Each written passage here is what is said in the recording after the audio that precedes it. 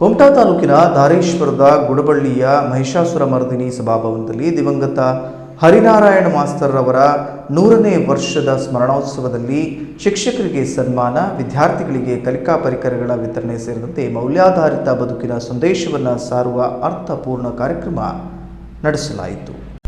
ಗುಡಬಳ್ಳಿಯ ಮಹಿಷಾಸುರ ಮರ್ದಿನಿ ದೇವಸ್ಥಾನದ ಆಡಳಿತ ಮಂಡಳಿ ಅಧ್ಯಕ್ಷ ಆರ್.ಬಿ. ರಾಯ್ಕರ್ ಅವರು ಕಾರ್ಯಕ್ರಮವನ್ನು ಉದ್ಘಾಟಿಸಿ ಮಾತನಾಡಿ, ಅನೇಕ ಸಂಕಷ್ಟಗಳ ನಡುವೆಯೂ ಹರಿನಾರಾಯಣ ಮಾಸ್ತರ್ ಅವರು ಆದರ್ಶ ಶಿಕ್ಷಕರಾಗಿ ಬದುಕಿದ ಈ ರೀತಿ ಇಂದಿನ ಸಮಾಜಕ್ಕೆ ಮಾದರಿಯಾಗಿದೆ ಎಂದರು. ಉಪನ್ಯಾಸಕ ದಯಾನಂದ ಶೇಟ್ ಹಾಗೂ ಶಿವಮೊಗ್ಗದ ಅಖಿಲ ಭಾರತೀಯ ದೈವಜ್ಞ ಮಹಿಳಾ ಮಂಡಳಿ ಅಧ್ಯಕ್ಷೆ ವಿನಯ ಆರ್. ರಾಯ್ಕರ್ ಹಾಗೂ ದೇವಗಿರಿ ಗ್ರಾಮ ಪಂಚಾಯತ್ ಮಾಜಿ ಅಧ್ಯಕ್ಷ ಎಸ್.ಟಿ. ನಾಯ್ಕ್ ಮಾತನಾಡಿ, ವ್ಯಕ್ತಿಯನ್ನು ಅವನ ಸಂಪತ್ತಿನಿಂದಲ್ಲ ಬದುಕಿನಲ್ಲಿ ಪಾಲಿಸಿದ ಮೌಲ್ಯಗಳು ಹಾಗೂ ಸಮಾಜಕ್ಕೆ ನೀಡಿದ ಕೊಡುಗೆಯಿಂದ ನೆನಪಿಸಿಕೊಳ್ಳಲಾಗುತ್ತದೆ.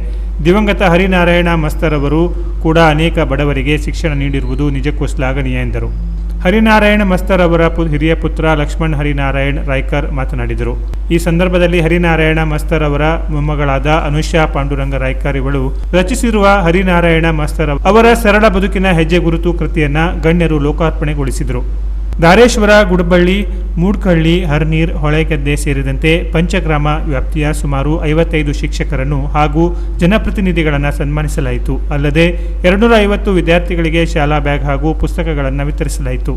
ಕಾರ್ಯಕ್ರಮದಲ್ಲಿ ಹರಿನಾರಾಯಣ ಮಾಸ್ತರ್ ಅವರ ಪುತ್ರರಾದ ರಾಮದಾಸ್ ರಾಯ್ಕರ್, ಅಶೋಕ್ ರಾಯ್ಕರ್, ಕೃಷ್ಣಾನಂದ ರಾಯ್ಕರ್, ಪಾಂಡುರಂಗ ರಾಯ್ಕರ್, ಮಂಜುನಾಥ್ ರಾಯ್ಕರ್ ಇತರರು ಇದ್ದರು. Canara plus news, Kumta.